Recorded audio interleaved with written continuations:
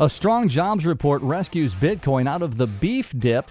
Fed Chair Powell finally says the quiet part out loud, and more corporate players line up to get their hands on Bitcoin. These stories and more here on The Effect.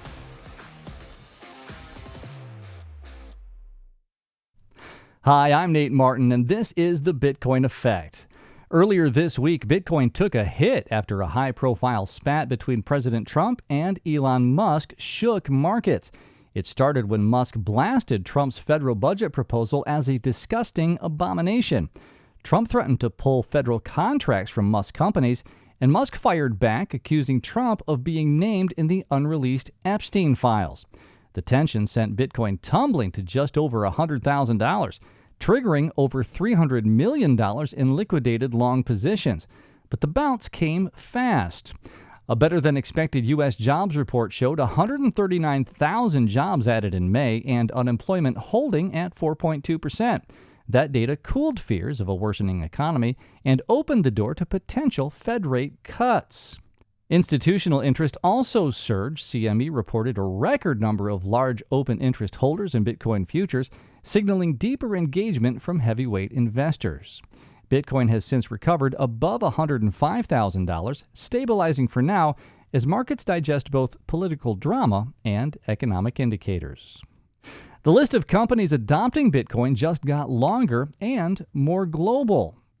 In recent years, we've seen U.S. giants like MicroStrategy and GameStop add Bitcoin to their balance sheets.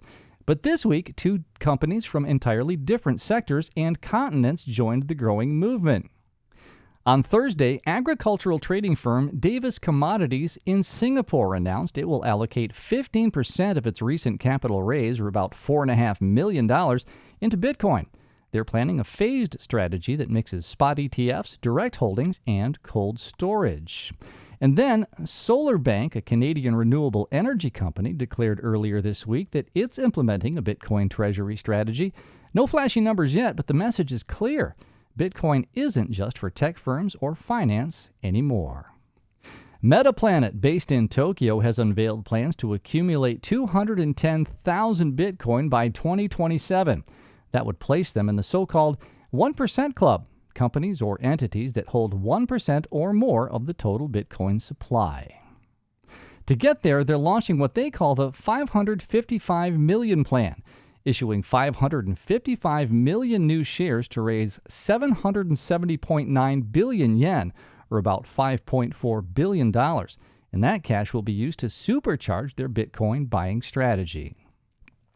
Right now, Metaplanet holds just under 9,000 Bitcoin. Their most recent buy was 1,088 Bitcoin, roughly worth $117 million. In a statement, the company emphasized Bitcoin's scarcity, ease of custody, and resistance to credit risk, calling it a long-term strategic asset in a world of mounting economic instability. The move positions Metaplanet alongside companies like MicroStrategy and Davis Commodities, showing just how global and aggressive this corporate Bitcoin accumulation trend has become.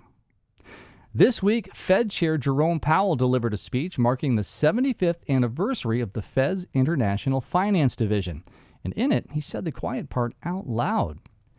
Referring to the collapse of the Bretton Woods system in the 1970s, Powell said, "The end of the Bretton Woods era fundamentally changed the conduct of monetary policy."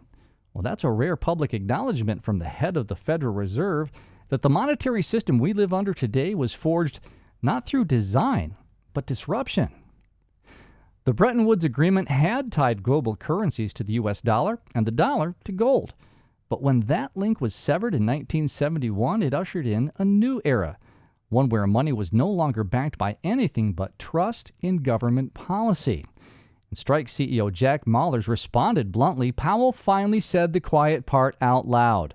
Mallers argues that the system built after Bretton Woods is now collapsing, and that Bitcoin is the only rational alternative. Whether you agree or not, Powell's comment confirms what many in the Bitcoin world have been saying for years. The monetary foundation has already shifted. The only question now is, what replaces it? In the UK, the Financial Conduct Authority is proposing to lift its ban on crypto exchange-traded notes, or cETNs, for retail investors.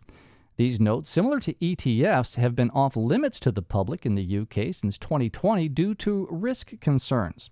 Well, now the FCA is shifting its tone. David Geel, the agency's director of digital finance, said, "This consultation demonstrates our commitment to supporting the growth and competitiveness of the UK's crypto industry. We want to rebalance our approach to risk and allow people to make the choice on whether such a high-risk investment is right for them." The proposal stops short of allowing crypto derivatives, but it marks a major policy change, putting the UK on a path more in line with the US, where Bitcoin ETFs are now widely accessible. If approved, it would give British investors more tools to engage with Bitcoin through regulated investment products instead of having to resort to offshore workarounds. That's it for this edition of the Bitcoin Effect. If you've enjoyed this episode, don't forget to like, subscribe, and hit that notification bell so you don't miss our next episode. We'll see you next time.